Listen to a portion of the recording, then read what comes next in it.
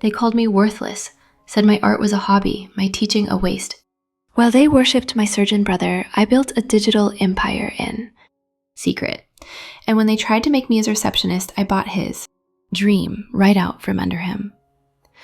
Subscribe to hear how the invisible daughter became the ghost who destroyed them all.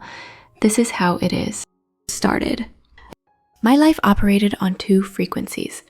By day, I was Miss Walker, Allison Walker. I taught art at Jefferson High, a public school where 80% of the students qualified for free lunch. The art budget was a joke, $300 a year. I bought supplies with my own money, brushes, canvas, paint. I stayed after school, unpaid, while kids who'd been told their whole lives they were nothing learned they could create something. That was my contribution, according to my family. Passing. Time until I figured out something real. I remember one particular afternoon. Javier Mendoza, a senior with angry eyes and hands that never stopped moving, had just finished a portfolio piece, an oil painting of his neighborhood, chain link fences, cracked sidewalks, but also light, golden hour light that made even the broken things beautiful. He'd enter edit in the state competition on my urging. I'd paid his entry fee. He didn't know that. The notification came during lunch period. I was in the teacher's lounge, microwaving leftovers, when my phone buzzed. Javier Mendoza, first place, high school division. I actually ran back to my classroom. I found him at his easel. Javier, I said, trying to keep my voice steady. You won. State champion. He stared at me, then his eyes filled. He didn't cry. He just nodded once and went back to painting. But his hands weren't angry anymore. That night was family dinner, the weekly tribunal. These dinners were mandatory. My mother, Martha, insisted. Family is everything, she'd say, which really meant Brian is everything and we all need to witness it. My father, Paul, sat at the head of the table in a chair that was slightly larger than the others. My brother, Dr. Brian Walker, sat too. His right, the heir, the golden child, the surgeon, I sat across from. Brian, the designated audience. I made the mistake of speaking first. I was glowing. I couldn't help it. One of my students won the state art competition today, Javier Mendoza. His portfolio was extraordinary. The judges said they'd never seen such mature emotional depth from a high school student. He's got a real shot at scholarships now. Full rides even. I'm so proud of... Brian cut me off with a short, barking laugh.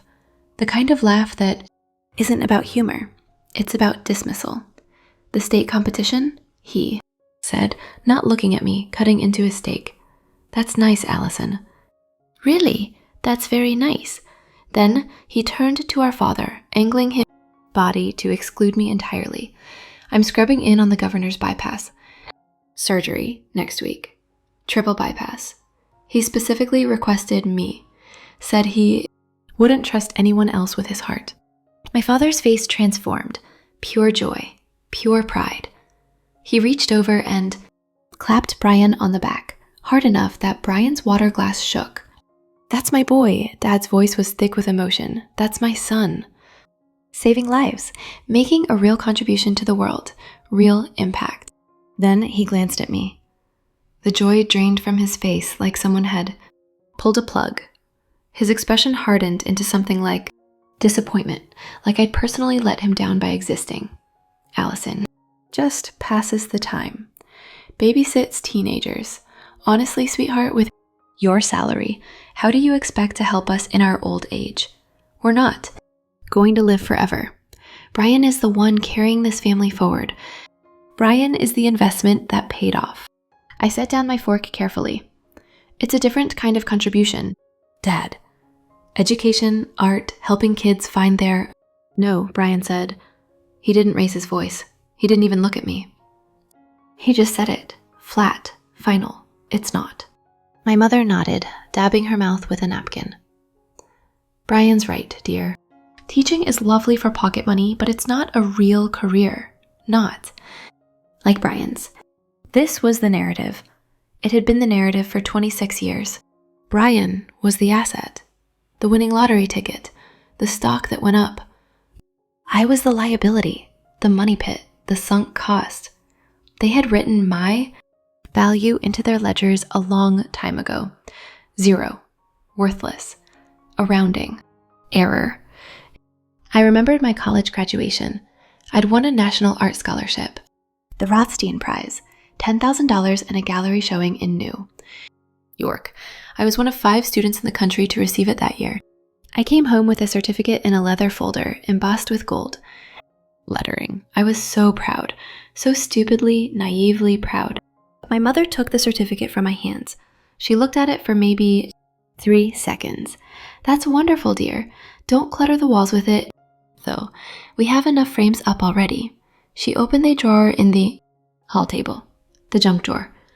She put my national award between expired coupons and old batteries. She closed the drawer. She smiled at me. That was it. The living room wall told a different story. Brian's framed medical school diploma, 3 feet wide, matted in navy blue, museum quality, glass, spotlit. It dominated the room like a religious icon. Below it, smaller frames, his undergraduate degree, his high school valedictorian certificate, a photo of him shaking hands with the hospital CEO, a newspaper clipping about his first major surgery, the wall of Brian, the shrine to the investment that paid off. My National Art Prize lived in a drawer with dead batteries. But my life had a third setting, a frequency they didn't know existed. After dinner, after the mandatory hour of listening to Brian's surgical stories and my parents fawning, after grading papers in my tiny apartment, I would do something else. I'd close the blinds, lock the door. I wouldn't turn on the lights. I'd slide into my high-backed, ergonomic chair, the expensive one I paid $3,000 for. I'd pull in my VR headset, custom-built, top-of-the-line sensors, and the world would dissolve. Here, in the virtual darkness before the program loaded, I wasn't just Ellison. I wasn't the disappointing daughter, the failed investment, the woman taking up space at the dinner table. I was VoidStrider. And VoidStrider was a ghost, a legend, a mystery, the most sought after digital architect in the world. I built worlds, not paintings on canvas, entire immersive universes, metaverse environments where people lived, worked, played. I designed the virtual headquarters for a Japanese tech conglomerate. $7 million for 3 months of work. I created a concert venue for a famous pop star's digital tour. $5 million. I built a virtual campus for a university. $8 million. Major corporations, governments, celebrities. They all came to VoidStrider. They had no idea of VoidStrider. Was a high school art teacher eating microwaved leftovers in a cramped apartment. My only link to the real world was Damien, my agent, my firewall, my business translator. We'd never met in person. We existed only in the spaces I created. Tonight we met in a virtual boardroom I'd designed. From pure light, geometric, clean, floating in a white void, very on brand for VoidStrider. Damien's avatar materialized across from mine, a faceless figure in a sharp suit. His real voice came through, disembodied, a smooth baritone, with a hint of Brooklyn.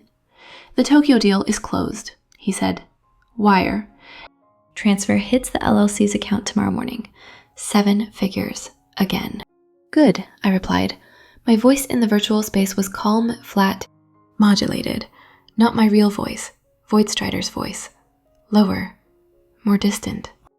"There's a new metaverse platform launching next quarter," Damien continued. "European. They want you to design the launch environment. The whole thing. They're offering a stake in the company. Equity. Not. Just payment. This could be big, Void. Really big. Run the numbers, Damien. I trust your judgment." "Will do.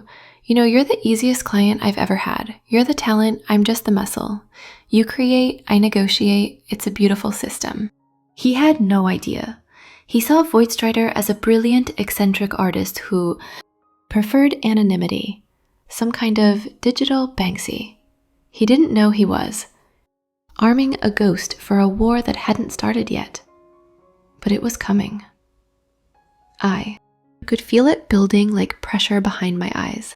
I logged off, pulled off the headset, sat in the darkness of my real apartment. The apartment my family had never visited. The apartment my mother had described as cozy, which was her word for embarrassingly small. I looked at my bank account on my phone, the account they didn't know existed, the LLC account, the VoidStrider account, $4,200,000 and counting. I thought about my father's words. How do you expect to help us in our old age? I thought about Brian's laugh, that dismissive bark. That's nice, Allison, really. I thought about my mother putting my national prize in a drawer. I whispered to the empty apartment, you have no idea what I am. But they would. Soon enough, they would. 5 years ago, I'd been a different person, softer. I still hoped back then. I still believed that if I worked hard enough, achieved enough, they'd eventually see me. I'd just finished my master's degree in fine arts. I'd graduated top of my class, again. My thesis show had sold out. Every piece. A gallery owner in Chicago had asked to represent me. I came home for dinner to tell them. I was so excited. I practiced, I'd say, in the car. I walked in with a bottle of wine, expensive, the kind my father liked. My mother was setting the table. Brian was already there, on his phone. My father was reading the newspaper. I announced my news, the thesis show, the sales, the gallery representation, the offer to move to Chicago and become a full-time professional artist. My father set down his newspaper. He looked at me over his reading glasses. Ellison, that's a hobby. You can't make a living as an artist. My mother nodded. Your father's right, dear. It's time to. Think practically. Teaching has benefits. Health insurance, a pension. Brian didn't even look up from his phone. Art's a side hustle, Allie, not a career. I felt something crack inside me that night. Not break. Crack. A fracture. I smiled.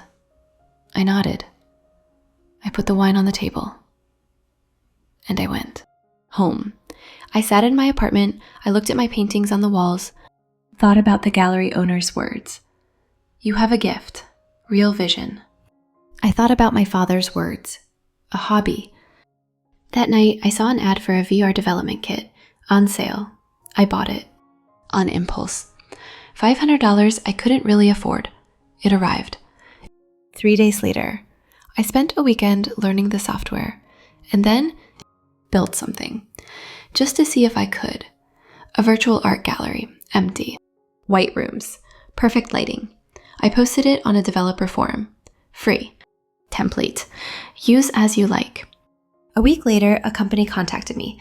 They wanted to buy an expanded version, custom design. They offered $5,000. I said yes. I spent 2 weeks building it. They paid. They asked for more. I built more. They paid more. Other companies noticed. They reached out. My prices went up. I built faster, got better. The offers got bigger, much bigger. I realized something. In the virtual world, no one cared what I looked like, where I came from, what my family thought. They only cared about what I could create, and I could create anything. VoidStrider was born from that realization, from the understanding that in the virtual world, I wasn't defined by my family's ledger.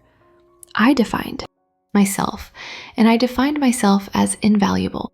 Now, 5 years later, I had $4 million, a client list that read like a Forbes 500 index, and a family that thought I was barely scraping by on a teacher's salary. The irony was delicious, but wasn't enough. Not yet. I was still invisible to them, still worthless. Money in a hidden account didn't change the narrative. I needed something else. I needed a stage, and I needed them to watch while I burned their narrative to the ground. I just didn't know the match was about to be lit. Thanksgiving arrived like a storm I could see coming but couldn't avoid. Mandatory attendance. My mother had made that clear via text. Family. Dinner, 3 p.m., don't be late. Brian Hassan announcement. Of course he did. Brian always had an announcement. Brian's life was a series of triumphant announcements. Minnie was a series of quiet endurances. I showed up at 2:55 p.m., my parents' house, the house I grew up in. 4 bedrooms, colonial style, in a neighborhood that was just expensive. Enough to matter. I let myself in. The smell hit me immediately. Turkey. Dry turkey. My mother couldn't cook, but she insisted on hosting. It was about appearances, about tradition, about control. Brian's car was already in the driveway, a black BMW, leased. I happened to know that because I'd seen him complaining about the payment on Facebook. He posted about it like it was a humble brag. Adulting is hard, but I love my ride. 300 people had liked it. I hadn't. Dinner was the usual performance. My mother fluttering around, serving dishes no one wanted. My father carving the turkey with ceremonial importance. Brian holding court, his phone face down on the table, a power move. I sat in my usual seat, the one with the slightly wobbly chair leg. I'd sat in this chair 4/26 Thanksgivings. The leg had been wobbly for 15 years. No one had ever fixed it. We were halfway through the meal when Brian set down his wine glass, cleared his throat. The room went silent. My mother's eyes lit up. My father leaned forward. I kept eating. So Brian said, letting the pause stretch, enjoying the attention. I've made a decision, a big one. He smiled, the smile of a man who'd never been told no. I'm buying the old First National Bank building downtown. My mother gasped, gasped, hand to chest, like she'd just witnessed a miracle. My father's jaw dropped. The landmark? The one on 5th and Main? The very one, Brian said, his smile widening. It's been empty for a decade. $3.8 million. I'm closing next month. The number hung in the air. 3.8 million. I did quick math. Brian's salary, even as a surgeon, wouldn't cover that. Not with his car payment, his condo, his lifestyle. He was leveraged. This was a loan, a big one. But my parents didn't care about the math. They cared about the status. Brian! My mother's voice was trembling, actually trembling. That's incredible. What are you going to do with it? I'm going to put my name on it, Brian said. He said it like he was, planting a flag on the moon. Brass letters, 10 feet high. The Walker Clinic, Brian Walker, MD. I want the whole city to see it. I want a monument, a legacy. My father stood up. He actually stood up. He walked around the table. He pulled Brian into a hug, a real hug, the kind I'd never received. A legacy, my father repeated, his voice thick. Son, I'm so proud of you. This family, this name, you're putting us on. The map.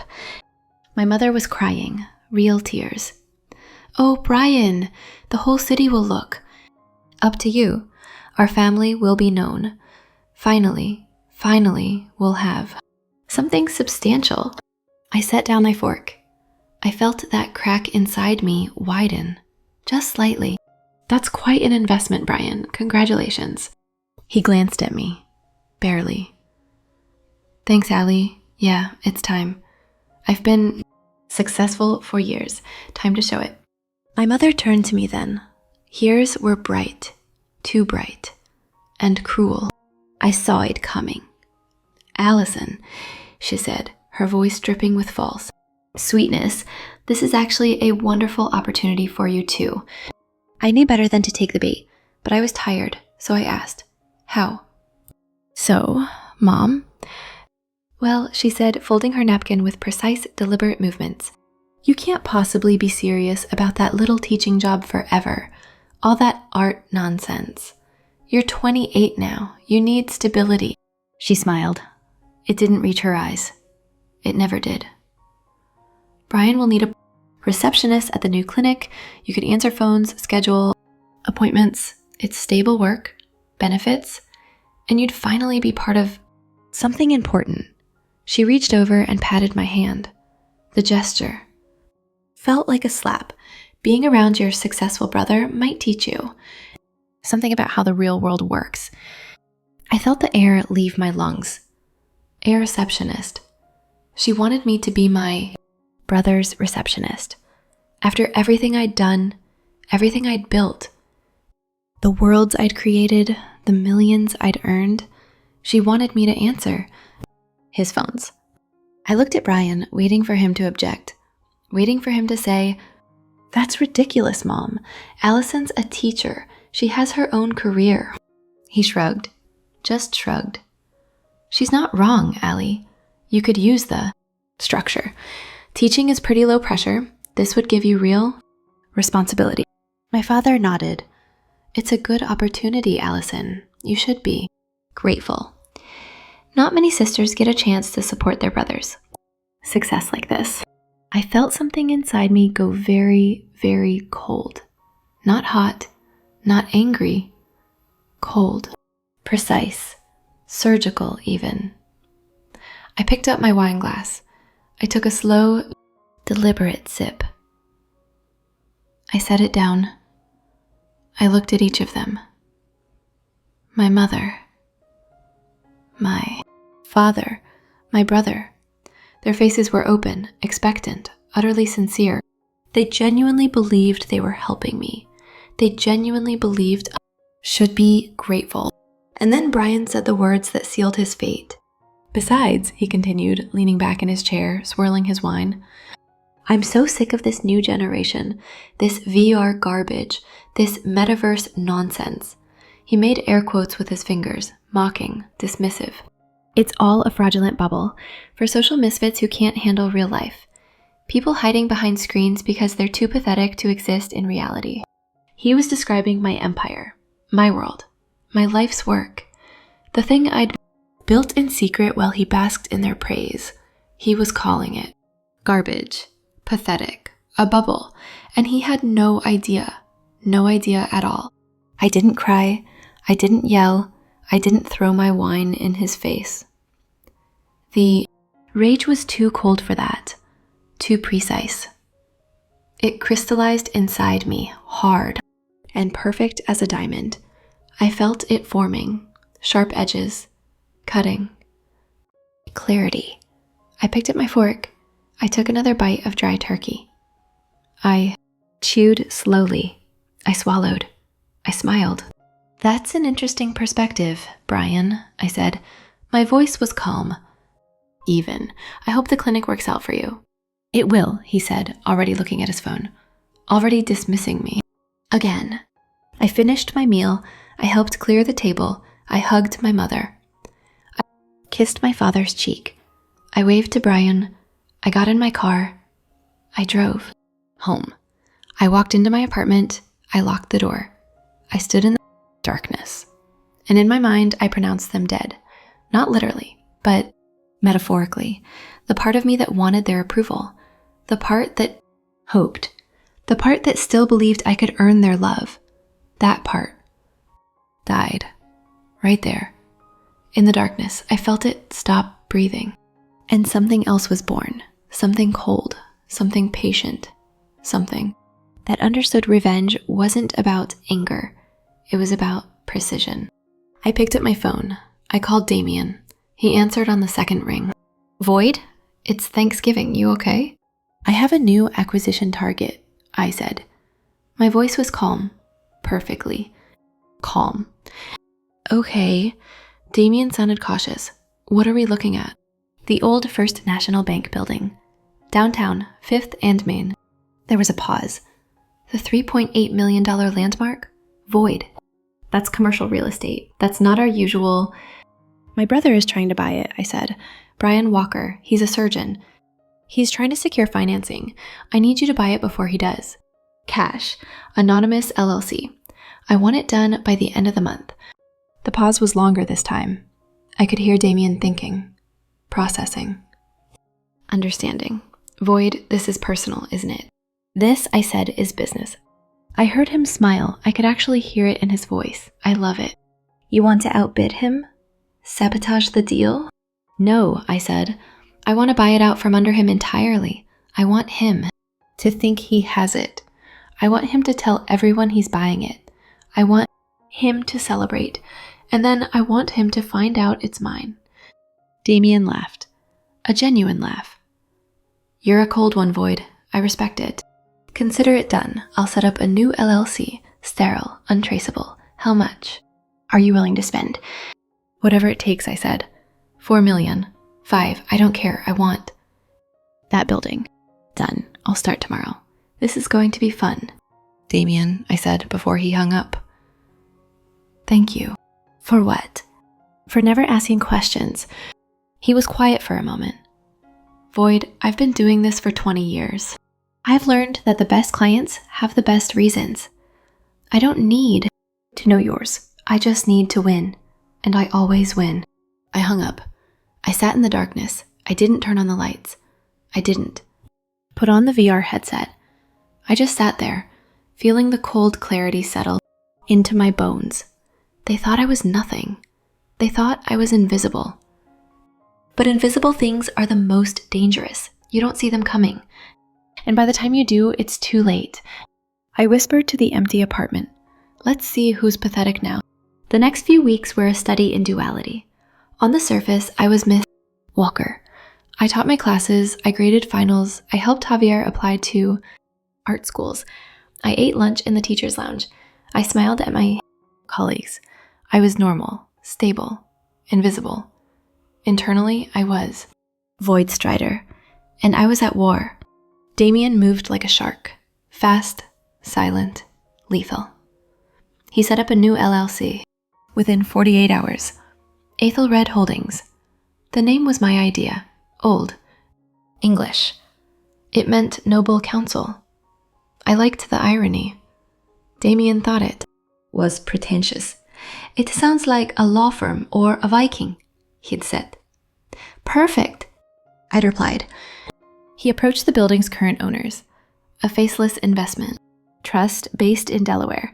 They'd be entering to unload the property for years. It was a white elephant, beautiful, historic, expensive to maintain. No one wanted it, except Brian. And now, me. Damien didn't negotiate. He didn't hem and haw. He didn't ask for inspections or financing contingencies. He made one offer. One. $3.8 million, all cash. We will absorb all closing costs. We will waive all inspections, we will assume all liabilities, and we can close in 72 hours. The owners facing a guaranteed immediate cash payout versus Brian's. Financed, contingent, 30-day close with inspection periods and loan approval. They didn't even hesitate. They said yes in 6 hours. Brian never stood a chance. Meanwhile, Brian was learning the hard way that status and wealth are not the same thing. Sunday dinners became his complaint sessions. The bank is dragging his feet, he'd say, stabbing at his pot roast. These underwriters, they want to see every receipt, every bank statement. They're questioning my car payment, my condo fees. It's insulting. My father would nod sympathetically. Banks these days, no vision.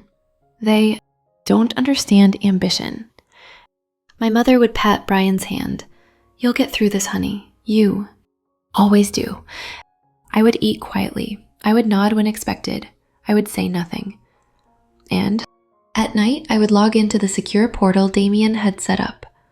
I would watch the deal progress. Inspection waived. Title search completed. Funds transferred to escrow.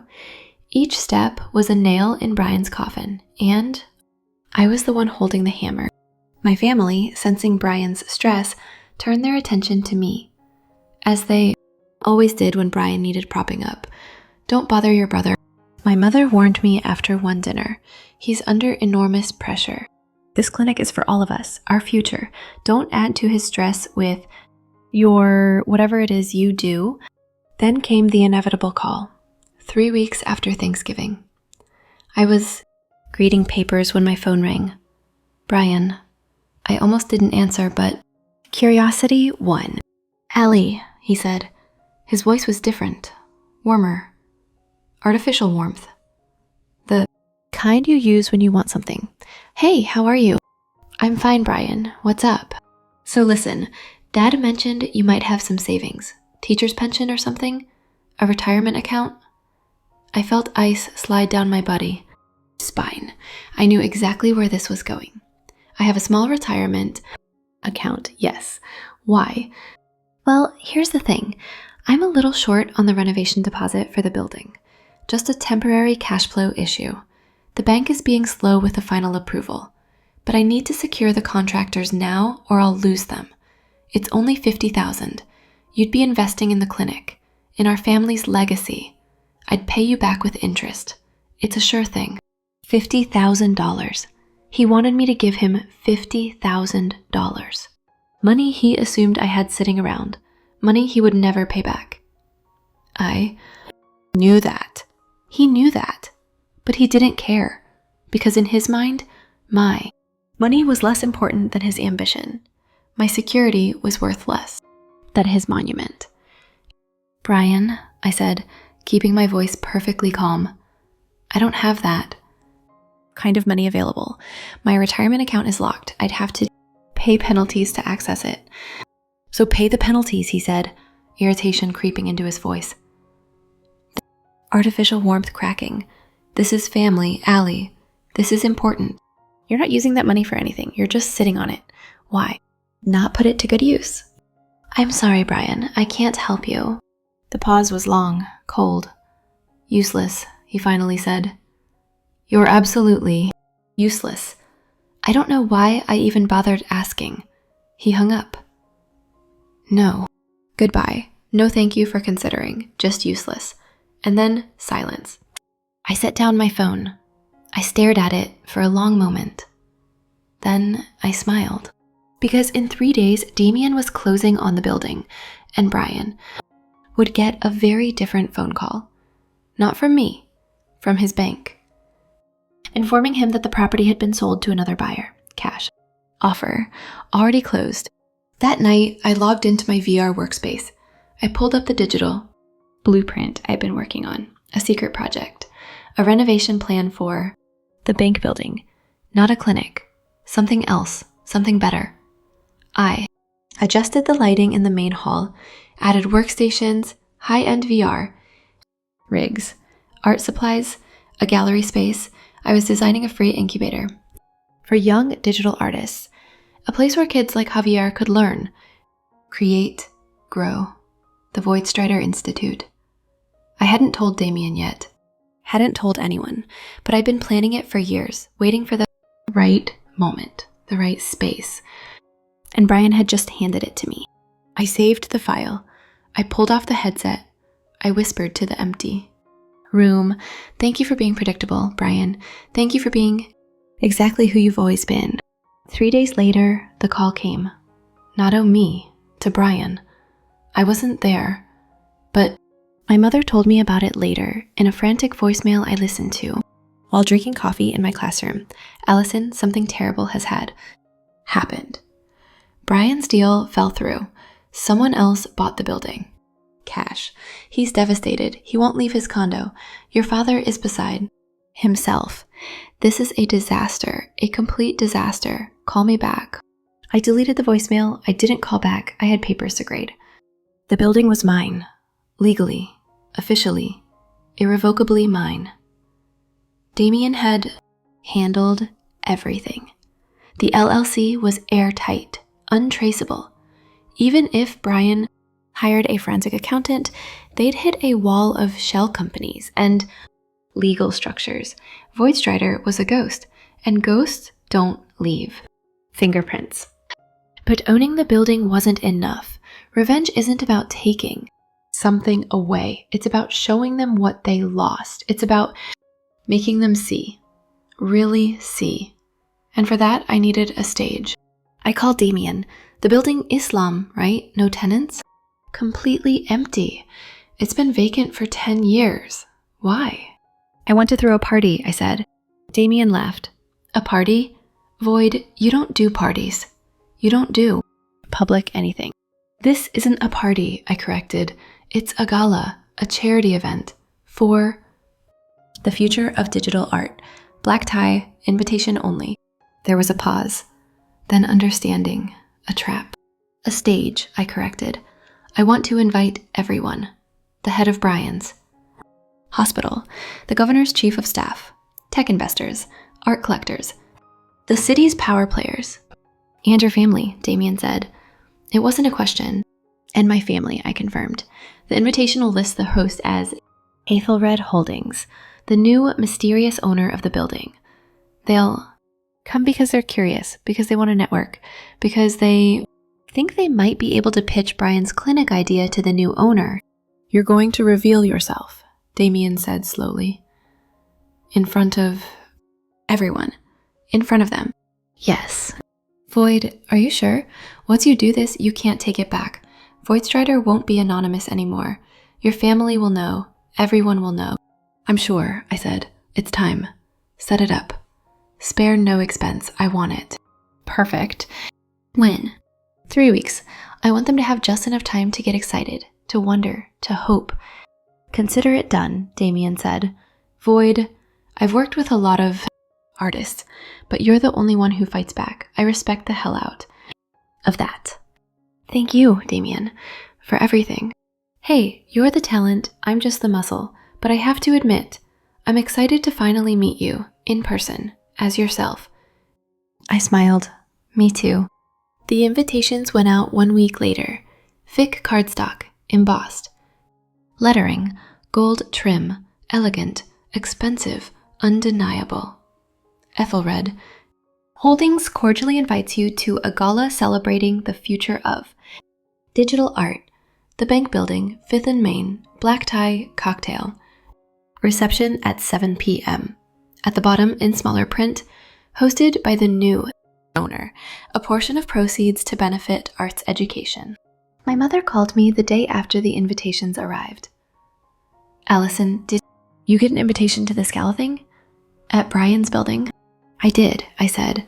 Are you going? Of course we're going. The new owner might be willing to lease space to Brian for his clinic. This could be a blessing in disguise. Your father thinks we should bring Brian's business plan. Make a pitch. She paused. You should come too. It's black tie, so you'll need to buy a dress. Try not to spend too much. Something simple. You don't want to stand out. I'll do my best, Mom, I said. 3 weeks had never felt so long, or so short. I had a dress made. Custom, black, simple, as my mother suggested. But the fabric was expensive. The cut was perfect. I looked like money. Quiet money. Kind that doesn't need to announce itself. I had my hair done, my nails. I looked in the mirror the night before the gala and barely recognized me. Myself, I looked like someone who owned a building, someone who mattered. Damien and I met virtually one last time. Everything is set, he said. Catering, security, sound system. I've hired a photographer. Press will be there. This is going to be big, Void. What about the reveal? I asked. How do you want to do it? I'll introduce you, he said. I'll give a short speech about the building's new purpose, and then I'll bring you out as yourself, as Allison, and then as VoidStrider. Will you be nervous? I asked. Meeting me in person? Terrified, he admitted. What if you're not as cool as I've imagined? What if you're not as smooth as you sound? I countered. He laughed. Touché. Void, Allison, whoever you are tomorrow night, thank you for trusting me with this. Thank you for making it possible. The night of the gala arrived. I got to the building early. I wanted to. See it before everyone else. Before the chaos. Damien met me at the side. Entrance. In person. For the first time. He was exactly as I'd imagined. 40-something. Sharp suit. Kind eyes. He smiled when he saw me. "Allison Walker," he said. "VoidStrider, in the flesh." "Damien," I said. "It's good to finally meet you." He shook my hand. "You ready for this?" "I've been ready for 28 years, I said. The building was transformed. The marble floors gleamed. The vaulted ceilings echoed with soft music. Catering staff in white uniforms moved. Like dancers, it was beautiful, perfect, mine. At 7 p.m., the guests began to arrive. I watched from a balcony, overlooking the main hall. Tech investors I recognized from Forbes. Artists whose work I'd seen in galleries. The hospital CEO. Governor's aide. Power. Real power. They circulated, admired the space, whispered about the mysterious new owner. And then my family arrived. They came together, a unit, Brian in a tuxedo that was slightly too tight. My father in a suit I'd seen him wear to weddings. My mother in a sequined gown, overdressed, trying too hard. They stood in the entrance, looking around with wide eyes, looking for the owner, looking for their opportunity. I heard my father whisper to Brian, "The head of the hospital board is here. This is your chance, son. Find the owner. Make your pitch." Brian nodded. He scanned the room like a predator, looking for prey, looking for his next conquest. Then he saw me, standing by a marble pillar, in my simple black dress. He frowned, confused. "Allison? What are you doing here? Did you get lost?" "I was invited," I said. My mother swept up behind him. She looked me up and down, her eyes narrowed. "That dress must have cost a fortune. Where did you get the money for that? I thought teachers barely made anything." "I saved up," I said. She sniffed. "Well, try not to embarrass us. This is important. Stay out of the way. Don't talk to anyone important." She turned away, following. My father tore the champagne. Brian didn't even say goodbye. He just walked away, dismissing me. One last time. I returned to the balcony. I waited. At 7:30, the lights dimmed. A spotlight hit the grand marble staircase. Damien, impeccably dressed, stepped into the light. He walked to a microphone that had been set up at the top of the stairs. The room quieted. Everyone turned, waiting. "Good evening, everyone." Damien's voice echoed through the hall. Smooth. Confident. "Thank you so much for joining us in this magnificent space. On behalf of Aethelred Holdings, I want to welcome you to what we hope will be a transformative evening. This building represents something special. Not just architecture, not just history, but potential.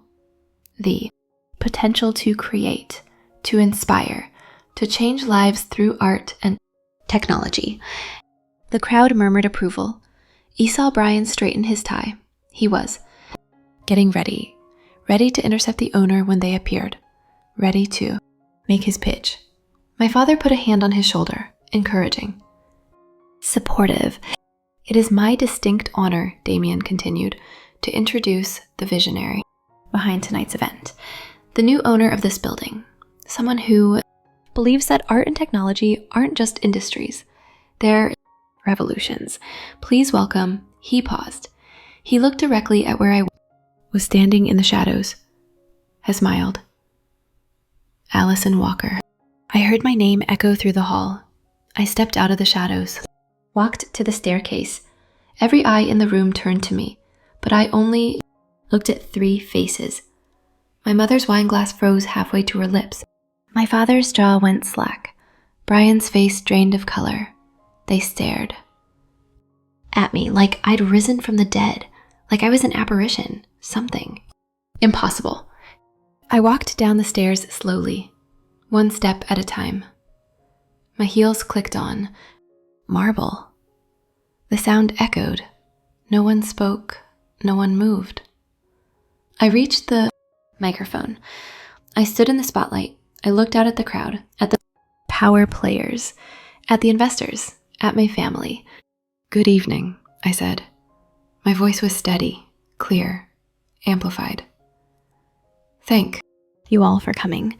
As the new owner of this building, I wanted to welcome you personally and share my vision for this space." A murmur went through the crowd. Confusion. The hospital CEO looked at Brian, then at me, utterly confused. Brian stood frozen, a statue. My mother's hand trembled. My father's eyes were wide, disbelieving. Most of you know me as Allison Walker, I continued, a local high school art teacher. Some of you may have seen my students' work. I'm very proud of them. I paused. Let that sink in. But my colleagues in the tech and art world know me by another name. I saw the tech investors in the crowd lean forward, their eyes widening. They were starting to understand, starting to piece it together. They know me as VoidStrider. The explosion of sound was immediate. The tech investors erupted. Oh my. God, VoidStrider? The VoidStrider? They surged forward. The governor's aide looked shocked. The hospital CEO looked impressed. Artists I'd admired for years were applauding. You're the one who designed the Tokyo Metaverse, someone shouted. The concert venue. Another voice called out. We've been trying to reach you for years. I stood in the center of the spotlight, surrounded by people who understood my value, my worth, my contribution. Real power, real respect. I finally looked across the room at my family. They stood together, isolated, insignificant, small. My mother's mouth was open. My father had gone pale. Brian looked like he'd been hit by a truck. I held my mother's gaze, then my father's, then Brian's. I saw it all. The confusion, the realization, the horror. I had not just bought his building. I had just invalidated his entire existence. I had proven in front of everyone who mattered that I was the valuable one. I was the asset. He was the liability. I smiled. Not a cruel smile, just a smile. A real one. And I turned back to the crowd. The people who saw me really saw me. For the first time in my life, I was visible, and I was blinding. The gala lasted 3 more hours. I barely remember it. I was surrounded. The entire time, tech executives wanted to talk partnerships. Artists wanted collaborations. The governor's aide asked if I'd consider designing a virtual tourism platform for the state. The hospital CEO, pointedly ignoring Brian, asked if I'd be interested in designing a virtual reality training program for surgeons. We're always looking for innovative approaches to medical education, he said. Your work is extraordinary. I accepted business cards. I made promises to follow up. I smiled until my face hurt, and through it all, I was hyper aware of my family. Stood in a corner, together, not talking, not mingling, just standing, watching me. I didn't approach them. I didn't acknowledge them. I let them stand there, invisible, the way I'd been invisible for 28 years. As the gala wound down, I finally found a quiet moment. I stepped out onto a balcony overlooking the city. The night air was cool. I took a breath, closed my eyes, felt the weight of what I'd just done settle onto my shoulders. It felt good, heavy, but good. That was quite a performance. My father's voice. I opened my eyes. He was standing in the doorway, my mother beside him, Brian behind them. They looked diminished, smaller somehow. It wasn't a performance, Dad, I said quietly. It was the truth. Why didn't you tell us? My mother asked. Her voice was thin, wounded. You let us think you were struggling, that you were barely getting by. I tried to tell you, I said, multiple times. You put my national art prize in a drawer with dead batteries. You called my work a hobby. You told me to be Brian's receptionist. I looked at her. When would have been a good time, Mom? When would you have listened? Brian stepped forward. His face was red, angry, humiliated. You did this on purpose. You bought my building, MY building. You sabotaged me. I didn't sabotage you, I said calmly. I outbid you, that's called capitalism. You should appreciate it. You're always talking about the free market. This is sick, he shouted. This is revenge. You're punishing me. Because you're jealous. Jealous? I turned to face him fully. Brian, I have never been jealous of you. I've been invisible to you. There's a difference. You embarrassed me, his voice cracked, in front of the hospital board. In front of everyone. Do you know what this will do to my career? Your career will be fine, I said. You're a good surgeon. You save lives. That matters. This building didn't change that. Then why? My father asked. He looked old suddenly, tired. Why do this? Why hurt us? Hurt you? I felt something twist in my chest. Dad, you told me I was worthless. You said I couldn't help you in your old age. You said Brian was the only investment that paid off. I didn't hurt you. I just proved you wrong. My mother started crying, thin, ugly tears. We were trying to help you. We were trying to motivate you, to push you to be better. By telling me I was nothing, I shook my head. That's not motivation, Mom. That's abuse. Don't be dramatic, Brian snapped. We're family. We've always supported you. I laughed. I couldn't help it. It came out bitter, harsh. Brian, you called me useless 3 weeks ago when I wouldn't give you $50,000. You've called my life's work pathetic, fraudulent, a bubble for social misfits. You've dismissed everything I've ever done. All of you have. And now you're surprised that I bought a building? This is who I've always been. You just never looked. So what now? My father asked. You own a building. You're famous. You've proven your point. What do you want from us? I looked at the three of them. My family. The people who raised me. Who fed me. Who gave me a home. And who, despite all of that, never once made me feel like I mattered. I don't want anything from you, I said. Quietly. I never did. I just wanted you to see me. But I don't need that anymore. I walked past them, back into the building, back to the gala, back to the people who actually valued what I created. I didn't look back. And they didn't follow. The gala ended. Guests left. Damien and I stood in the empty hall, looked at me. How do you feel? Tired, I admitted, but good, really good. Your family left about an hour ago, he said. I saw them. They looked shell-shocked. They'll recover, I said. Or they won't. Either way, it's not my problem anymore. Damien nodded. So, what's next? For the building, I mean. I smiled. I have plans, big plans. But first, I need to sleep for about a week. He laughed. Fair enough. VoidStrider needs rest. Even ghosts get tired.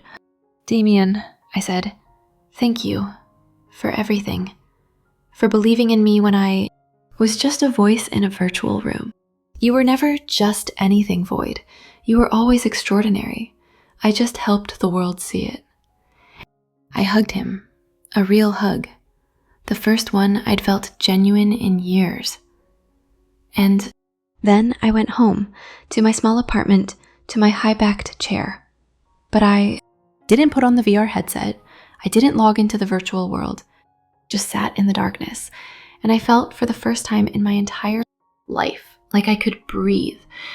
But the story wasn't over. Not yet.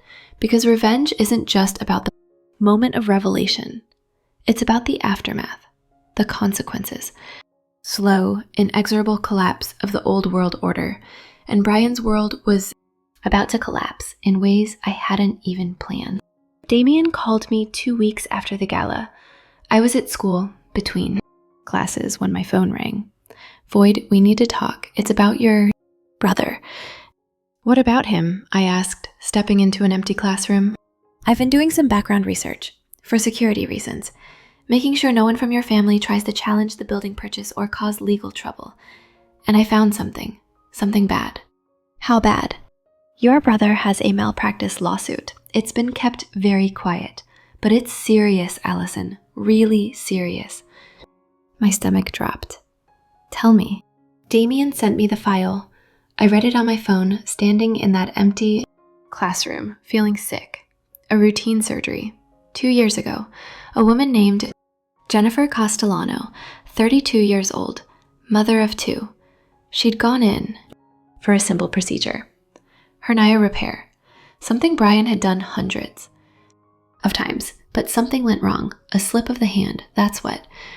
The surgical report said. A slip. Brian had severed a nerve, a critical one. Jennifer Castellano had woken up from surgery unable to walk, without a cane. Permanent damage. Chronic pain. Her life, fundamentally altered because of a slip. The lawsuit had been filed 18 months ago, but Brian's insurance company was fighting it, burying her in paperwork, delaying, denying, hoping she'd run out of money and settle. I found the news articles, local paper, small mentions, and there was a quote from Brian's lawyer. Miss Castellano is a disgruntled patient looking for a payday. Dr. Walker is an exemplary surgeon. This lawsuit is baseless. I found Jennifer Castellano's Facebook page, photos of her before the surgery, running, playing with her kids, and after, in a wheelchair, on a cane. Comments from friends. Praying for you. You're so strong. Don't give up. I felt something crack inside me. Not the old crack, the one from years of being dismissed. This was different. This was rage. Not for me, for her. Brian had taken a mother's ability to walk, and his response wasn't remorse. It was annoyance. He saw her as an inconvenience, an obstacle, an animal. I called Damien back. I want to help her. Help who? Jennifer Castellano, the woman Brian hurt. I want to fund her lawsuit. Damien was quiet for a long moment. Vaults. Allison. That's not cheap. A full trial with expert witnesses, medical testimony, you're looking at $500,000, maybe more. I don't care, I said. I want her to have the best lawyers in the country. The kind of lawyers who don't settle, the kind who go to trial and win. This is personal, Damien said. Not a question, a statement. This is justice, I corrected. Brian hurt someone. He's avoiding consequences. I'm going to make sure he faces them. Void, this isn't just about money. If you do this, if you fund this lawsuit and it comes out, your family will know. They'll know you're the one who destroyed him. Good, I said. Let them know. I'm done hiding. Damien sighed. All right, I'll find her lawyers. I'll make the offer. Anonymous donation from a concerned party. They'll take it. They'd be insane not to. Thank you, Damien. Void? Allison? Are you sure about this? This isn't about a building anymore. This is about your brother's life, his career. If he loses this lawsuit, he's done. He'll lose his license, his livelihood, everything. He took everything from a woman who trusted him, I said, and he called her an animal. He deserves what's coming. Okay, Damien said quietly. I'll make the call. I hung up. I stood in that empty classroom. I looked out the window at the parking lot, at the normal world, at people going about their normal lives. And I thought about Jennifer Castellano, about her kids, about the life she lost because of my brother's arrogance. I thought about all the times Brian had called me worthless, useless, pathetic.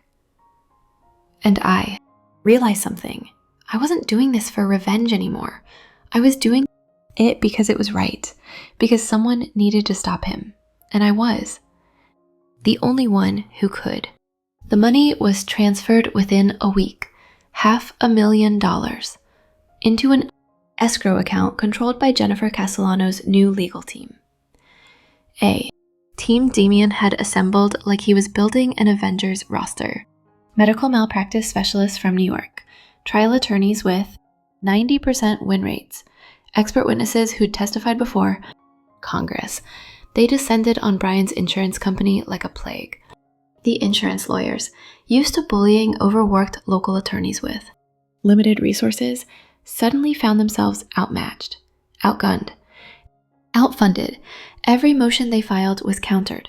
Every delay tactic, denied. Every attempt to settle quietly, rejected. Jennifer Castellano's lawyers made it clear they were going to trial, and they were going to win. I followed the case from a distance. Court filings, motions, discovery, documents. I watched Brian's world slowly crumble. His insurance company tried to settle, offered $2 million. Jennifer's lawyers countered with 15. The insurance company balked. The case moved forward. Discovery was brutal. Brian's surgical history was examined. Every mistake, every complication, every complaint. Patterns emerged. He was reckless, overconfident. He cut corners. The evidence was damning. And through it all, I monitored his social media, watched him post about his life, his car, his condo, his expensive dinners. He posted a photo with the caption, "Living my best life." This was 2 weeks before his deposition. He had no idea what was coming. The trial began 6 months after I funded the lawsuit. I didn't attend. I couldn't. But Damien sent me updates. Daily. Sometimes hourly. They're destroying him, he texted one afternoon. His own surgical team testified against him. Said he was arrogant, didn't listen, made decisions without consulting. Another text. Jennifer testified today. The jury was crying, actual tears. She talked about her kids, about not being able to run with them anymore. It was devastating. The verdict came on a Friday. I raced teaching when my phone buzzed. A text from Damien. Just 3 words. We won. Everything. The jury found Brian grossly negligent.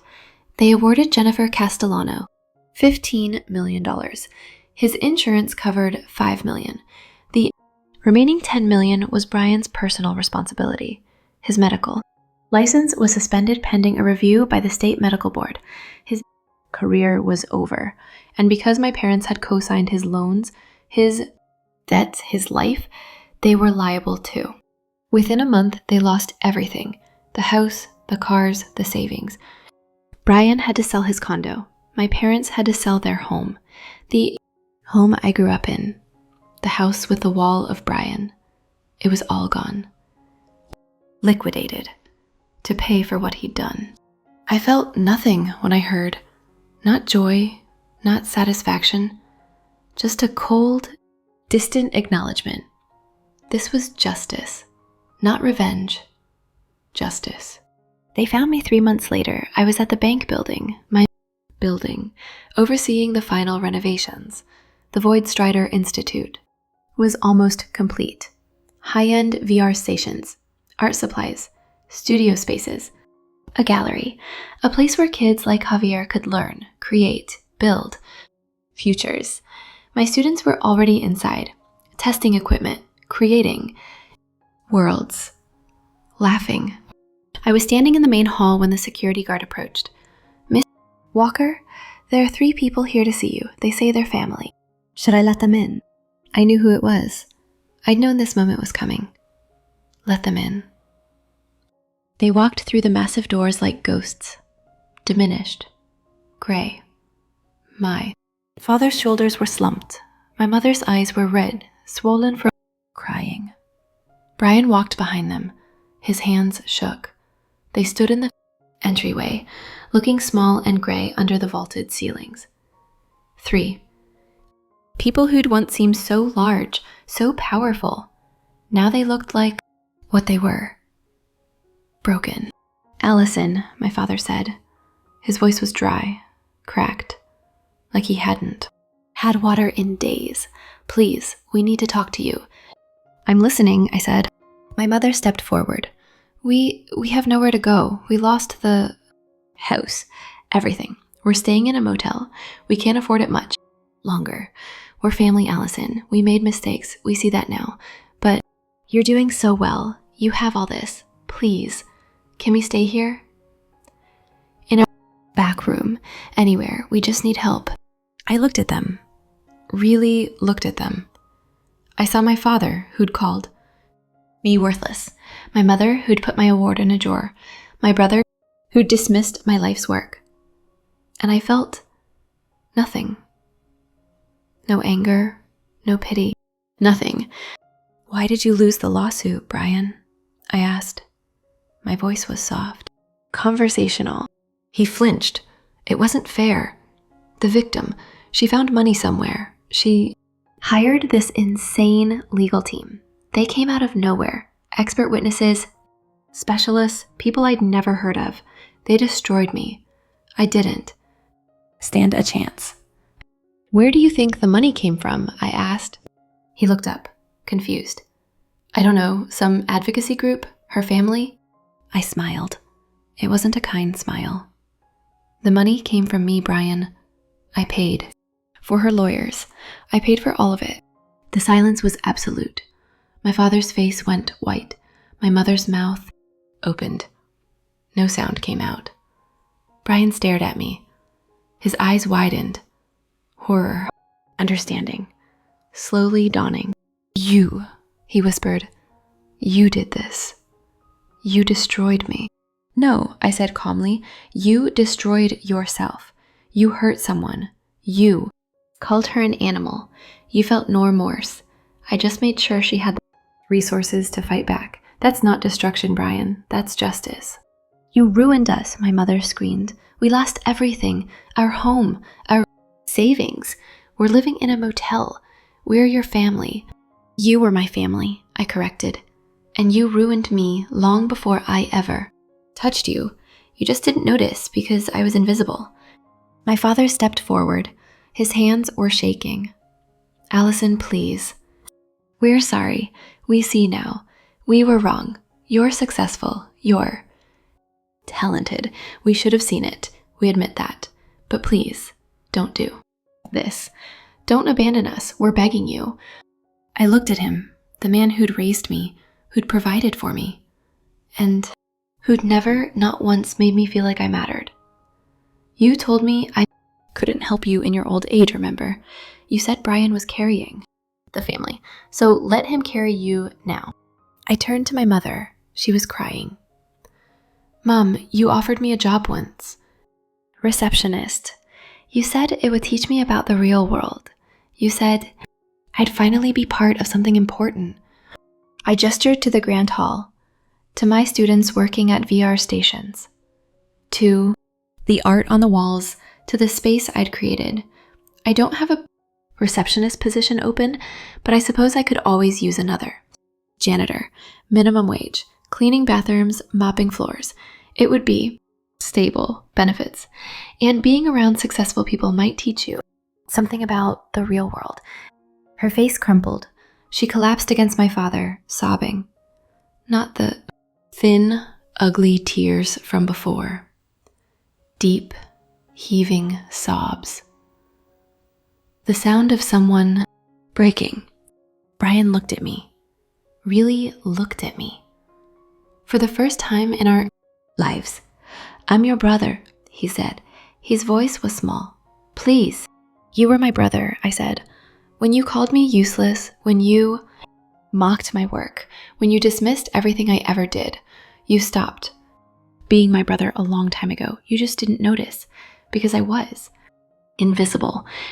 I looked at the three of them, my family, the people who'd defined my worth as zero, who'd labeled me, dismissed me, erased me. And I felt this last thread of connection snap. Clean dot final. Get off my property. They didn't move. They just stared. Now, I said. My father turned first. He put his arm around my mother. She was still, sobbing. Brian followed. He walked like a man in a dream, a nightmare. I watched them walk across the marble floor, through the massive doors, out of my building, out of my life. The doors closed behind them. Sound echoed through the hall, and then they were gone. I stood there for a long moment, breathing, feeling. One of my students, Javier, pulled off his VR headset. He was grinning. Miss Walker, you. Have to see this. I think I finally built it. A new world. It's perfect. I think it's my best work. I turned to him. This kid, this brilliant, talented kid who'd been told he was nothing, who'd learned he was everything. I smiled. A real smile. Not cold, not calculated, real. Show me, I said. He led me to a station. I pulled on a headset. The virtual world loaded, and I gasped. It was beautiful, stunning. A floating city made of light and color, bridges that arced through impossible space. Art. Galleries suspended in the sky. It was hope, pure crystallized hope. Javier, I said, my voice thick, this is extraordinary. You taught me this, he said. You taught me I could build anything. No, I said, pulling off the headset. You taught yourself, I just gave you the tools. He smiled. Will you help me sell it? Like you sell yours? Better, I said. I'll introduce you to my agent. You're ready, Javier. You're ready for the world. That night, I went home to my apartment, my small, cramped apartment that my family had mocked. I sat in my chair. I pulled on my headset. And I built, not for money, not for clients, just for me. I built a memorial, a virtual space. Quiet, peaceful. In the center, a single frame, my National Art Scholarship, the Rothstein Prize, the certificate. My mother had thrown in a drawer. Here it hung in perfect light, spotlit. Honored, seen. I built a plaque beneath it. It read, for everyone who was told, we're nothing. You are everything. Build your world. No one can take it from you. I saved the file. I made it public.free. Anyone could visit, and I logged off. I pulled off the headset, ESAT in the darkness, and I whispered to the empty room, I'm free. For the first time in my life, I believed it.